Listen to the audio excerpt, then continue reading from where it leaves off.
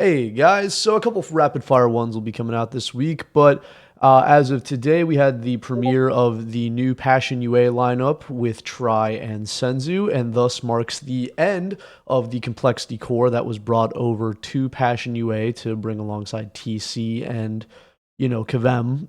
But that is a sort of tragic marking for anyone who's a longtime fan of North American Counterstrike. Complexity was one of my favorite rosters for a very long time, despite their problems, and they really carried the banner for the region for a number of years while Liquid continues to do Liquid things, which is very fun to bring up because today in their premiere of the new mainline lineup, they took down Liquid 2-0, who made some rather baffling decisions across the board during the game in and of itself.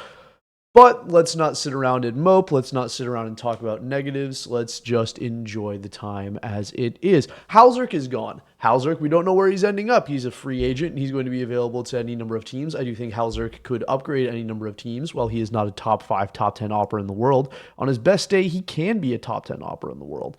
He's sort of like a budget Torzy in the least insulting way possible. So I think that he could land on his feet somewhere half decent, but the more interesting result out of all of this is Grim going to NRG. Now, during his time, if memory serves me correctly, Grim never actually overlapped with Nitro on Liquid during any of his sort of bounce backs between Valorant, so Grim getting to play under Nitro will be a fantastic choice, and Grim will be going there to upgrade George, former George Snorts, to previously of, EG fame, quote unquote, or infamy, I guess. So that'll be a pretty much straight up upgrade. While Grim is older, he's far more experienced, and he'll be able to get far more firepower out of this lineup. He's also reuniting with OC, his former brother in arms, so there should be no real issues, in my opinion, for betting him in quickly. He's a great player, and he should very quickly adapt and hopefully start to bring NRG to that next level. Now I'm looking to be counting on, M80 to start stepping up a bit, who they did win their game today at ESL Pro League, but it's ESL Pro League. The first round is kind of neither here nor there. It's sort of like stage one of the majors. Some of the teams are rather questionable. I'm still a little salty that they cut my boy Hext. God bless, long live Hext. Somebody save Hext, for the love of all that is holy in this world. But the wildcard roster that he's on is actually doing surprisingly well. But to stop dwelling on North American Counter-Strike, JT is an in-game leader who is basically North American by adoption at this point for how long he played with NA players and NA cores. And he is someone who has always gotten more than the sum of their parts out of every roster he has IGL'd. I've called for a while for him to go to Liquid alongside TC to bring a consistent coaching presence, because coaching at Liquid has been a revolving door while, Flashy is still getting himself figured out. He's been there for long enough to where I think we can start calling into question some of the decisions that the roster is making. But we're not going to continue to beat down on Liquid.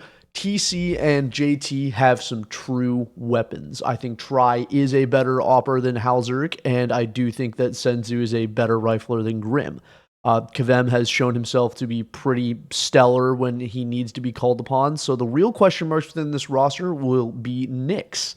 And honestly, I think that the growth that Nyx has shown over the time of him joining Complexity, them joining Passion UA, and his transition, I remember his first ever match. He really, really looked lost, had some eye test moments that didn't pass, but over the course of his time with this roster has genuinely grown and improved in a way that has impressed me. And I think that if he now has people in his anchor, op, and rifle roles that he has now alongside him in terms of Kavem, Try, and Senzu, which is a phenomenal core, by the way. Firepower-wise, it's a phenomenal core. I think Nyx will actually be able to find more and more time to do what he does best, and will slowly be able to improve what he is doing. Really? Come on. I guess I'll check if that works in the recording. But yeah, I think Nyx will actually be able to improve a lot more than what he has already shown us. He does have some good multi-kill potential and some X factor to him, and he doesn't need to be the biggest gun in the world. He just needs to play a bit of sacrifice or a bit of lurk to clean up and apply pressure, so that way his main firepower trio can do what they do best. And in their win today over Liquid, they showed exactly what they're capable of, and it was pretty fantastic to see. Obviously, they still need to be tested at the highest level. Senzu obviously being a bit of a standout, as he was sort of mysteriously cut from Mongols without any additional information given to us as the wider community. People can speculate all they want. We just don't know. So him going from not playing for one of the while he was on their team, they were a top 5, top 3 team in the world, to now playing for this Passion UA lineup where he's going to be speaking English in an international lineup. It'll be an interesting transition period, but he has shown to at least still be a very pointy stick, and I'm sure that TC will do everything in his power to smooth that over, and JT will do everything in his power to make it work. I have very high faith in the two of them, and I'm happy that they have these new toys and new weapons within their arsenal to hopefully start taking chunks out of the higher tiers of Counterstrike. I very much look forward to this new Passion UA lineup and what they're going to be capable of. And I think that you should too. If you are excited about this new Passion UA lineup, let me know down below. I know I am. And I will see you guys later. I am CJ.